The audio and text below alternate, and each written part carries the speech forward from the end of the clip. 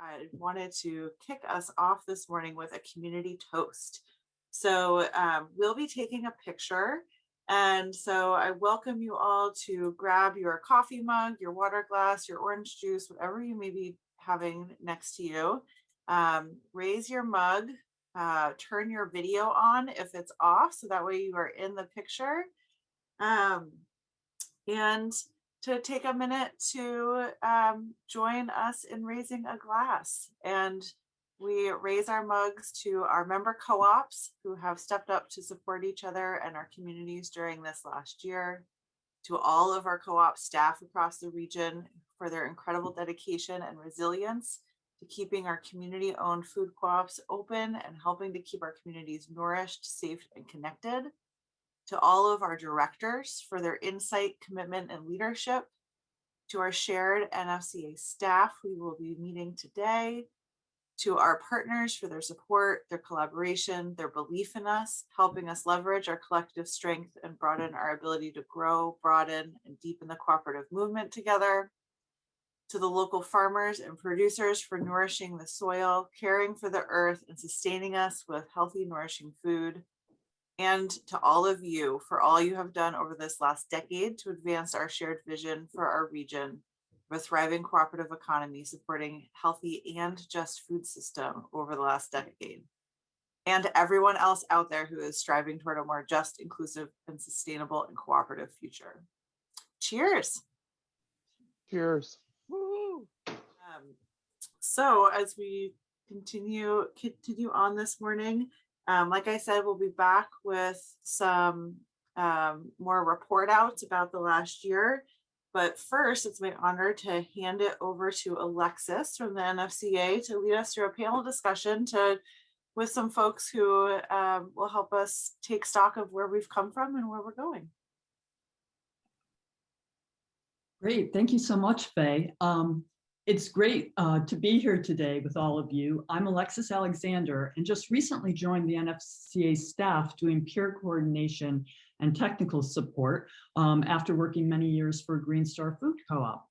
Anyway, I'm really excited to be facilitating such a talented and committed group of cooperators as we look back at the roots of NFCA and discuss how it's evolved, its impact over the past 10 years for our food co-ops and for the wider cooperative movement, and how NFCA, our member co-ops and partners can collectively impact our region and the cooperative movement well into the future.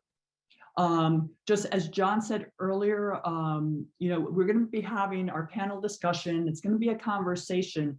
And then for the last 10 minutes, we're going to have a Q&A. So during the conversation, please just write your questions into chat as we'll be collecting them. And then Suzette will ask them after we finish the discussion. So to begin, let's meet the panel participants. So our first is Cornelius Blanding. And Cornelius is the Executive Director of the Federation of Southern Cooperatives, an association of Black farmers, landowners, and cooperatives that help those with limited resources hold on to their land and form cooperatives and credit unions in order to build wealth. Many of you may remember Cornelius from NFCA's 2017 annual general meeting when he gave a powerful keynote address demonstrating how our food co-ops can build a better and more just world for all. Cornelius has been working with NFCA to build a strong collaborative partnership between our two associations in areas such as sourcing, racial justice, and education. Our next panelist is Kari Bradley. Kari is the general manager of Hunger Mountain Co-op and was on the first board of NFCA, serving for 8 years. Kari participated in the early forming discussions, ensuring we got off the ground on solid footing, both conceptually and financially. He spirited the Neighboring Cooperative Award, has helped build our next generation of leaders, and shines in leveraging our impact by actively testifying and bringing the co-ops into the legislative conversation with positive results. Our third panelist is Annie Gaillard. Annie served on NFCA's original steering committee, helping to guide its vision and incorporation. She joined Buffalo Mountain Co-op in 1975, was employed in 85, and was a co-manager of the collective for many years, and now serves as board president while still working in the store 2 days a week. Annie brings an important perspective to the co-op community, representing the second wave of food co-ops that flourished in small rural communities across our region. She served on the NFCA board and completed the master's program in cooperatives and credit unions at St. Mary's University. Our next panelist is Ed King. Following a successful career in conventional grocery retail, Ed entered the co-op world to become the first store manager of Littleton Food Co-op and is now its general manager. Under Ed's guidance, Littleton was a highly successful startup and is distributing a major patronage refund to its members this year. Ed became active in NFCA early on.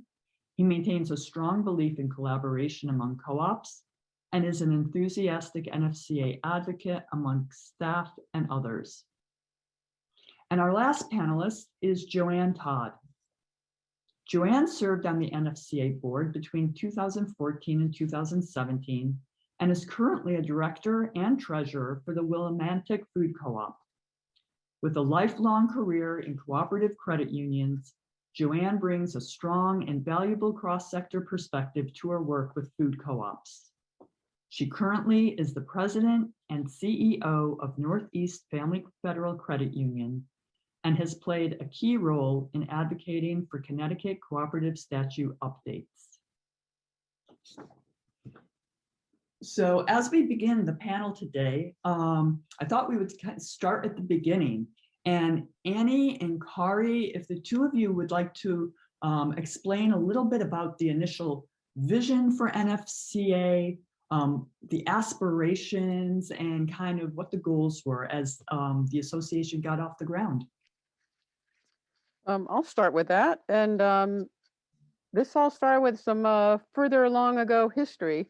All the co-ops in New England co-owned a cooperative warehouse called Northeast Cooperatives. And that was located in Boston and then moved to Brattleboro.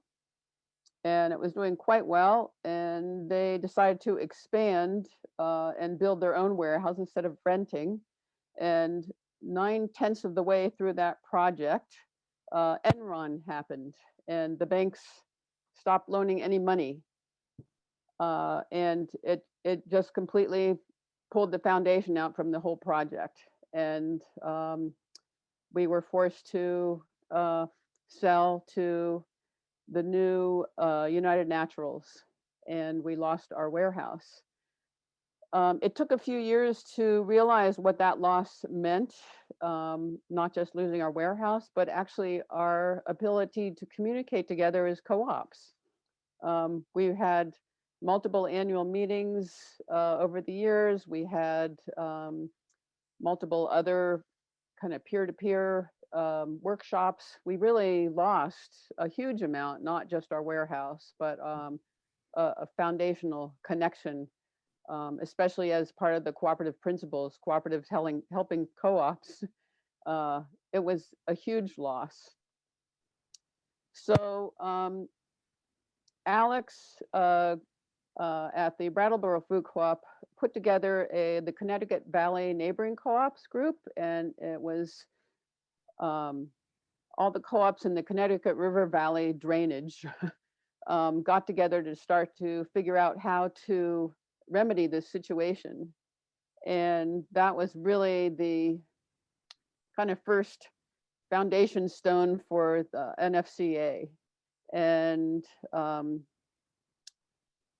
we quickly, us that were not in the Connecticut Valley drainage, realized, well, wait a minute, we want to be included in this discussion because we miss our connection as well. And that's pretty much when the gathering, well, there was a few gatherings, but the gatherings expanded. And then I'm going to turn it over to Kari to talk about the Middlebury Manifesto that happened at the Middlebury Co-op. Go for it, Kari. Thanks, Annie. Yeah, hi everybody. Nice to be with you today. Yeah, so as Annie was saying, the Middlebury Manifesto was a sort of a watershed moment. It strikes me that the group was always very deliberative and intentional. And I think it was about 2006, we met in Middlebury in a church, and the team expressed our intent to work together by signing this proto-constitution. I saw it was in the annual report, so you can take a look at it. But it was called the Middlebury Manifesto, and it was inspired.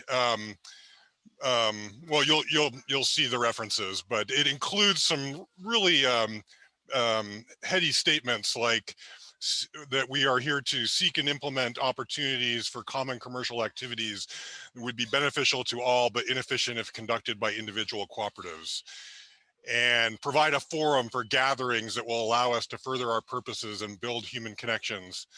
And one of my favorites, will engender joy, enthusiasm, and optimism among all those who come in contact with our organization. So this is very inspirational stuff, and I think these words still ring true today, and still have impact for us. The other watershed moment that I wanted to mention in the early formation was in 2008. We commissioned a study done by economist Doug Hoffer, and this was intended to demonstrate our collective impact as an association. And using survey data from the members, we estimated that our impact on the regional economy. And for the first time, we had data. And it showed that we had 64,000 members, and that was more than 7% of the population in our host counties, and that our aggregate sales were over 160 million, and that we together employed over 1,200 workers. And in Vermont, if you put all the co-ops together, we were one of the top 25 employers in the state. So this really gave us a much better sense of who we are. And I liken it to those first photos of Earth from the moon, and it kind of shifted how we thought about ourselves and how we talked about ourselves. So there's a couple stories. Oh, that's great. What I'm really thinking about is for Ed, you came into Littleton right around the time that NFCA was getting off the ground. And so coming into the co-op world, I'm wondering what kind of impact NFCA had for you as you were learning to kind of establish that cooperative identity within the Littleton store. You're absolutely right. Identity is definitely the word that we were looking for in the NFCA. I mean, we're kind of geographically isolated up here in northern New Hampshire. We had connections to the Hanover Co-op, Terry Appleby and his group, but there wasn't a lot of comparables. I mean, they were a 4-store co-op doing $70 million, and here we are, a small startup. We needed to really network with some smaller co-ops, more to our size, and NFCA was the perfect outlet to do that. I think as far as our staff and our board, even our board really was looking for their identity as far as running a food co-op, and the connections made in the annual meeting were just priceless as far as giving us our identity. I mean, we floundered a little bit at the beginning. There's no doubt about it. We didn't know who we are because we are a hybrid co-op. We have elements of regular groceries along with our natural groceries. And the fact that all of our employees had never worked in a co-op, not a one. So it was a real challenge for us to create that personality that makes a co-op a co-op. Yeah.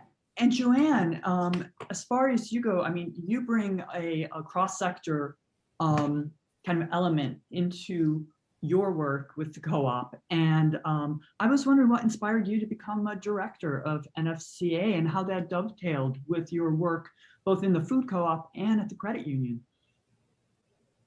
Thanks, Alexis, and good morning, everybody. Great to be here. Yeah, well, in my credit union work, I see the value of collaboration through organizations that in the credit union world are pretty long established, and those are leagues on the state level, and then nationally, an association, CUNA, like NCBA. And there's just so much to be gained by working together. Most co-ops don't compete head to head with each other, nor do most credit unions, or at least historically they haven't.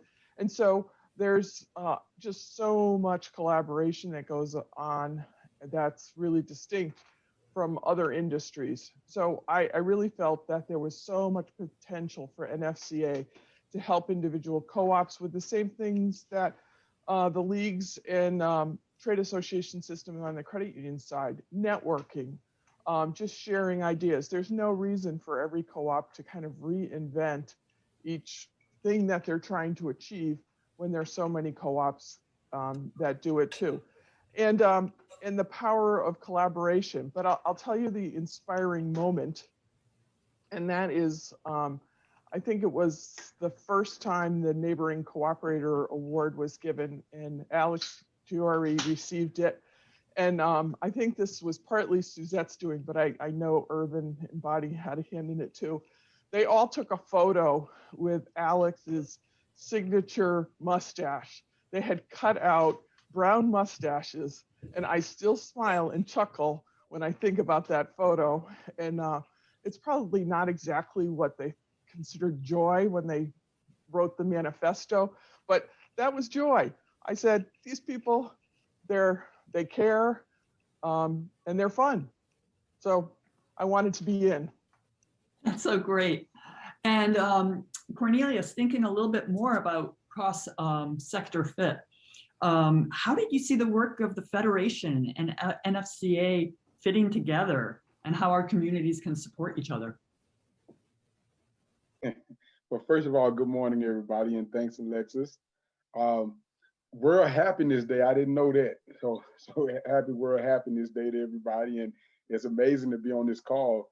31 co-ops represented here and 11 startup co-ops. I think that's something to commend. First of all, so as a federation, we're a federation of cooperatives, very much like NFCA.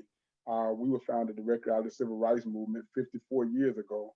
But there are so many similarities, and just from the conversations we're talking about here today, thanks for being having me a part of this panel, and greetings to everybody on the panel, Kari, Annie, Ed, and Joanne. Kari talked about the legislative piece of this, and I see so many connections there. Annie, well, thanks for your serving since '75, and so I say, thank you to you, and you laid out some of the origins of NFCA, and Ed really talking about the middle. I think was it you, Kari, that talked about the Middlebury Manifesto.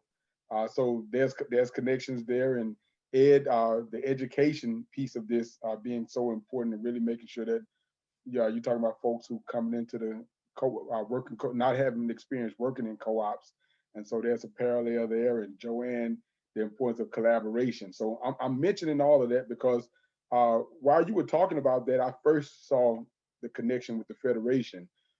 We were founded again by 22 co-ops, and that first warehouse, Annie, that you spoke of, for us, it was our training center back in 1970. And we had the challenges of capital and all those things, but more importantly, you threw in the civil rights challenges we were dealing with, and the move toward economic freedom that really started our cooperative. And that Middlebury Manifesto, I remember the last time I was at the annual meeting, and I mentioned that I learned about the Middlebury Manifesto and was so impressed by that. For us, it was something called the Co-op Development Proposal, the CDP, which we call the Holy Grail of the Federation. So it was what started us. And when folks first got together, those first 22 co-ops, they came up with this Co-op Development Proposal, which really linked all of our co-ops. That's spun off into, I think, about 113 co-ops during the 70s.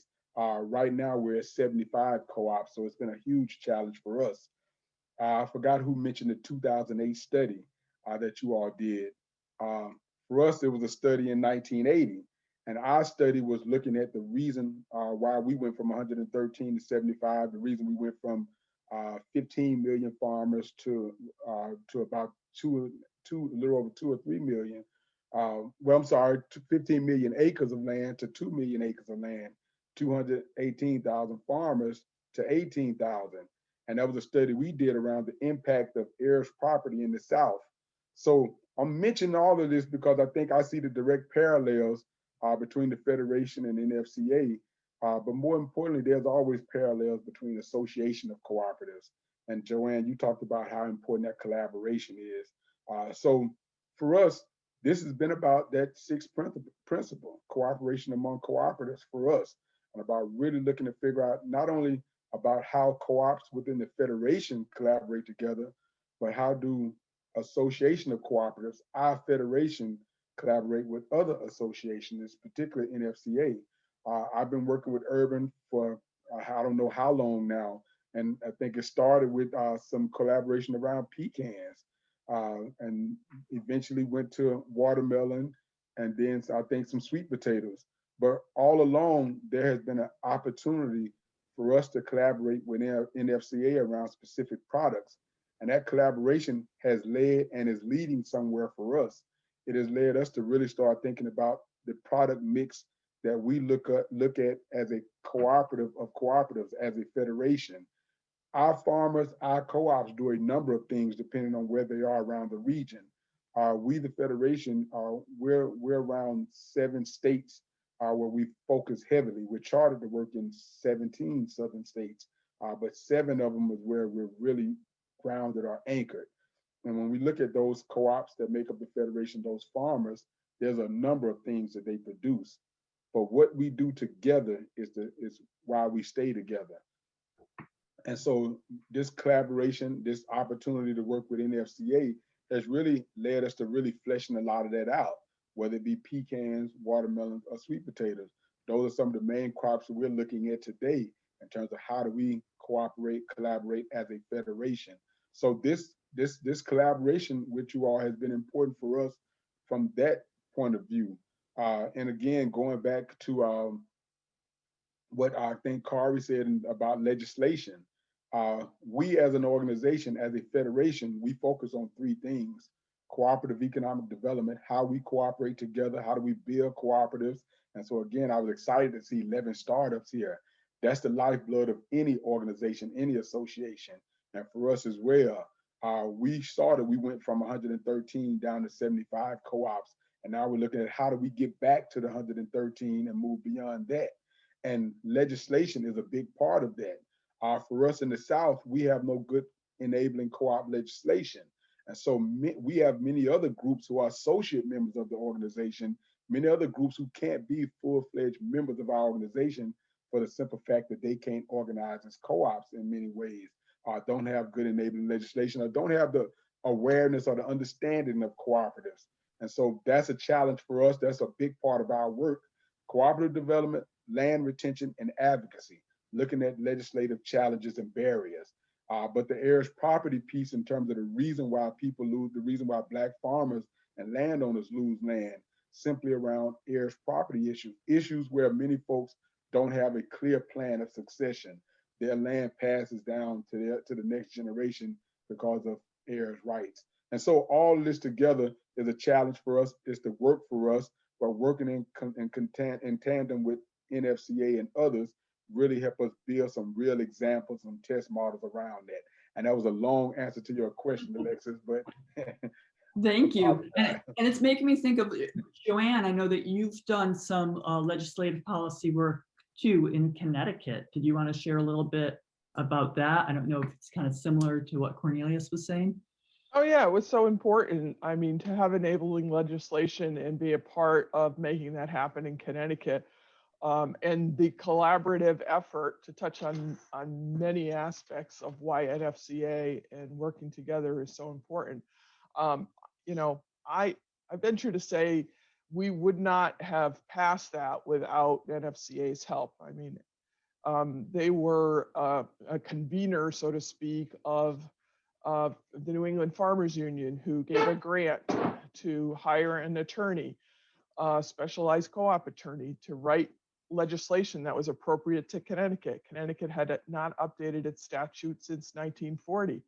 The genesis of this work is we're sitting in the boardroom in Willimantic and want to start paying patronage. And our attorney says, well, your legal structure won't allow you to do it.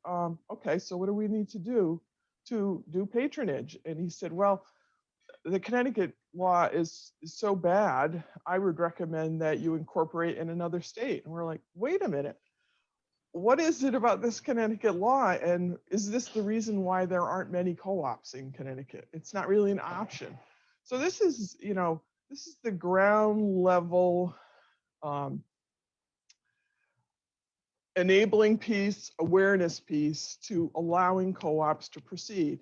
And of course, the collaboration goes on from there. Fiddleheads, who's on the meeting today too, we worked closely with them to work with our local representatives, brought awareness to our representatives. Urban testified as an expert witness about co-ops. And I could go on and on about that whole experience, but in the end, we were successful in changing and updating that legislation, and Willimantic is on a path to reincorporating as a cooperative in Connecticut, which is very important. Excellent. So we have legislative as being a true impact for NFCA. I'm thinking in terms of staff. Kari, Ed, Annie, do you want to share a little bit in terms of the impact of NFCA where staff is concerned?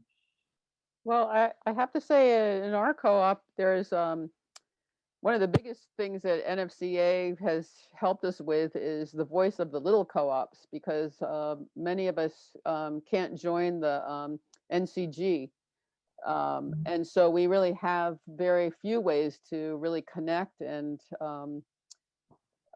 with other co-ops or even have a voice at all. And within that, it's also helped with our staff getting some needed training. And just a week ago, I was on a NFCA board peer-to-peer workshop, which was also excellent. So it's helped in many ways. Great. Well, Annie actually presented to our employees as part of her master's work through St. Mary's. I mean, just to be able to have somebody to come into your store and talk about the history of co-ops and really take another step into the culture of co-ops in the region and throughout the country, the historical value that she brought to our employees was priceless, and we still use some of her presentations and orientations today. So things like that are just, you're not going to get that anyplace else other than from the NFCA and the peer-to-peer. I mean, again, that's priceless. Having marketing managers work together, having dairy managers come together and talk about things. I think, every time I walk into another co-op, I learn about something. And I think just having that peer-to-peer relationships that really, like Annie said, we have it in NCG, but most of our co-ops aren't part of NCG, and or a lot of them aren't part of NCG. It gives them another avenue to really raise the bar on education. And the startups, I think that the 11 startups we're working with are going to have a really leg up on the competition just by having access to the NFCA. Yeah, I totally agree. We've been involved in a variety, our staff has been involved in a variety of NFCA projects, including sourcing and workshops. I think are a big one, attending and hosting and presenting at workshops, a healthy food access project. And I think, first of all, it's fun. But I think a really big reason is just the opportunity to work with our peers and learn from each other.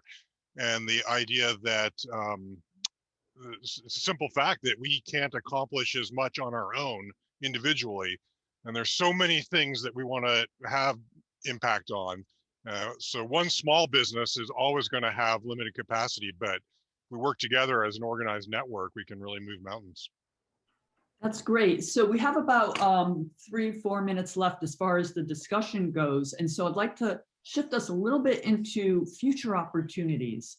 Where do we see the future opportunities for NFCA and Cornelius, in your case, between NFCA and the Federation? Alexis, that's a great question. And let me start with what has been said already.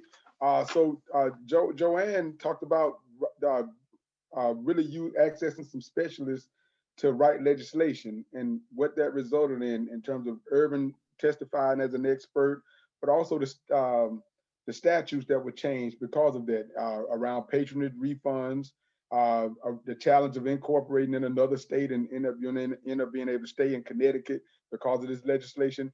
This is a perfect opportunity. It hits right upon what I'm talking about. We're still at that place in the South. So this is still a challenge for us.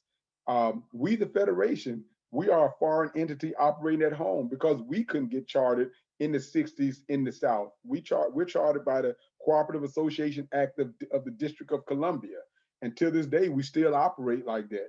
Many of the members of the Federation had to incorporate as nonprofits, as 501c3s. This is a huge challenge for us. So we're still dealing with that issue. And I see the opportunity for the Federation to work with NFCA to access some of those specialists, to use some of that legislative language as a model to move forward. And more importantly, I think it gives an opportunity for all of us to start working on uniform co-op legislation.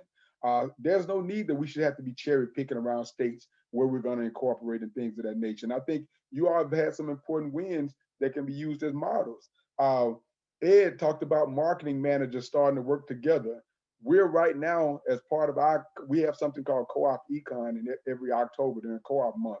And we look at really pulling our co-ops together, providing basic co-op one-on-one education, co-op financing. I think I saw Christina on the call where we have shared capital come down to talk about financing, where our folks can hear some real financing examples and see some tools, some mechanisms. We're part of shared capital co-op. It allows us to access capital from the cooperative community, but also to educate other co-ops on, hey, when you form as co-ops, you have this opportunity, you have this access. But we're talking about how do we educate our co-op managers now, because that's been a huge challenge for us. We would love to be a part of this peer-to-peer relationship that Ed is talking about. So there's some opportunities there. I think the opportunities are endless if we begin to open up. So number one is so that we start seeing there's true impact in cooperatives cooperating with other cooperatives, not just in our states, not just within our regions, but across our state lines, the Northeast and the Southeast. I think there's a tremendous opportunities when we begin to look beyond our borders, beyond our organizations, and see that this is a cooperative community and there's some impact that we can have. And there's things that we're doing in the South that we did 54 years ago that might be helpful for you, but there's things that you're doing right now that is helpful for us because of the challenges that we face. And so we have to begin to look at all, and I think the opportunities are tremendous. That's great. Before we go into Q&A, Kari, Annie, Ed, anything else you might want to say as far as future opportunities? I totally agree with Cornelius. And the other thing that I would add to that is that I'm pretty excited about NFCA co-ops being leaders in equity issues. I think this is a chance for us to sort of blaze new ground in the region while still being true to our values. And specifically, I think that, double up food bucks is one of the more exciting projects that's come down the pike in a while. I'd like to see more farmer co-ops out there. I think, what Cornelius is doing down south is really a model that we can copy up here and do more sourcing through cooperative agriculture. Great.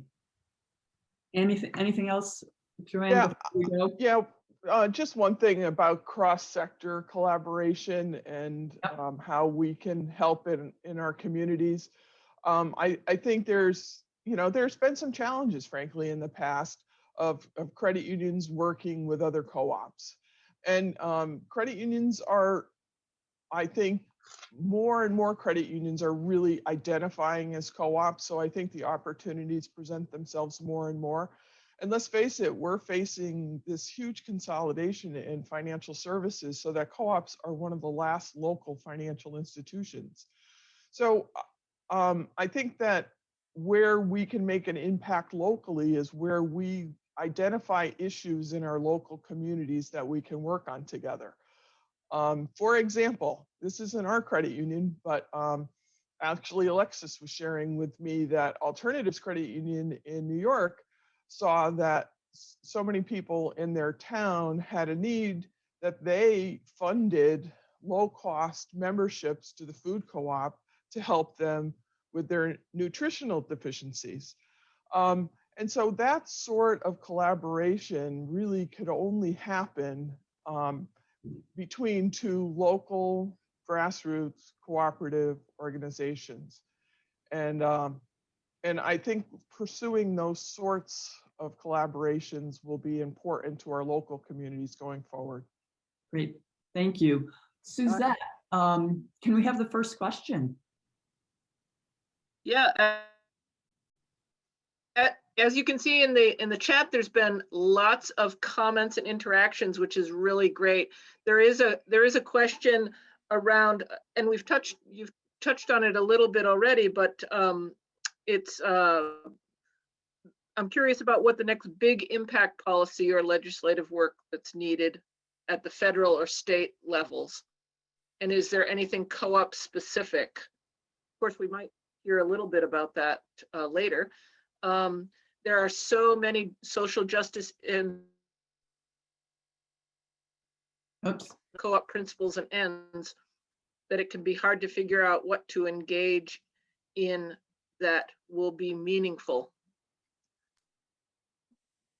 I think just getting the word out about co-ops is so important.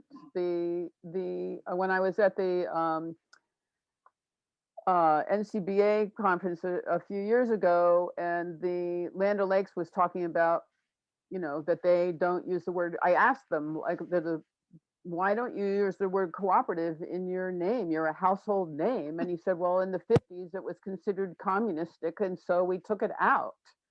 But within that, this is a huge level. I think someone put in the chat that they didn't realize that credit unions were co-ops. And I think that this is a huge opportunity for us to really help rebranding what we are and what we stand for. Great.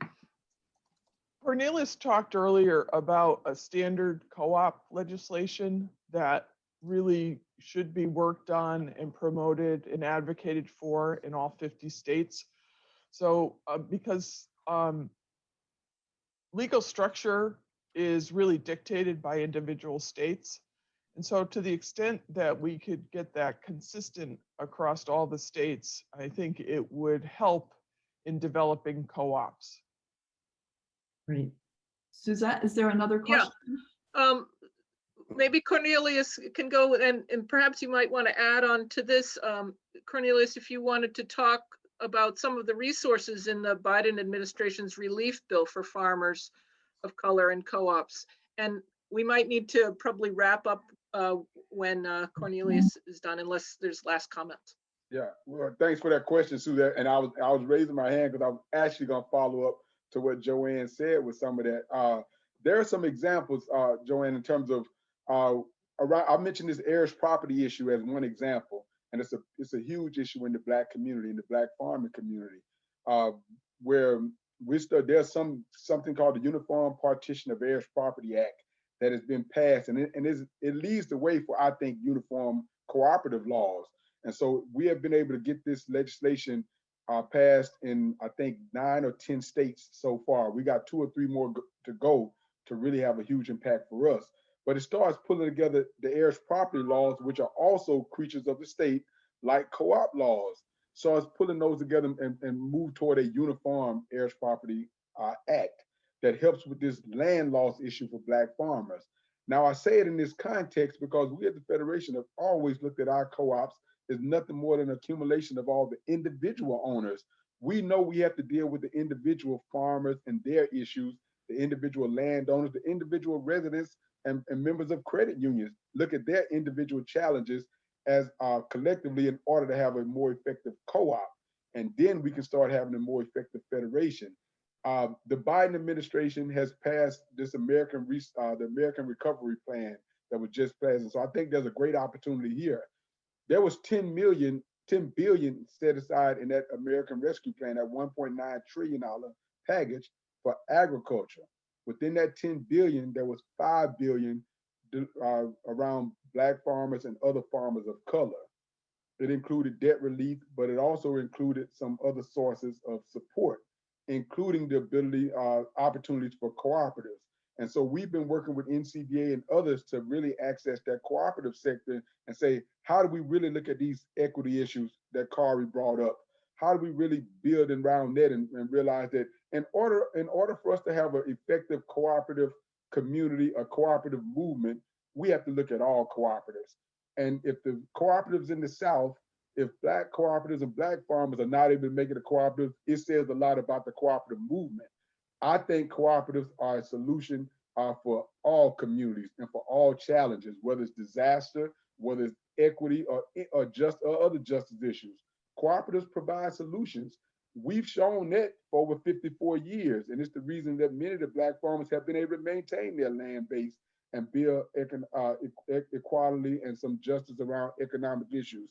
And I think there's an opportunity for NFCA and others to play in really jumping on board in terms of with this American Rescue Plan. There's a lot of pushback around the sectors around Black farmers and communities of color. But I think there's a pushback because there's a lack of understanding of what this truly means for an equity standpoint, but also for cooperatives and credit unions. And I think there's an opportunity for NFCA to play there. There's going to have to be a groundswell of support around these issues for folks to understand and support these issues. And so I think there's opportunity there. Great. Cornelius, thank you so much. And we are at time. So I just want to thank all of the panelists today for your time, for sharing. I learned so much. So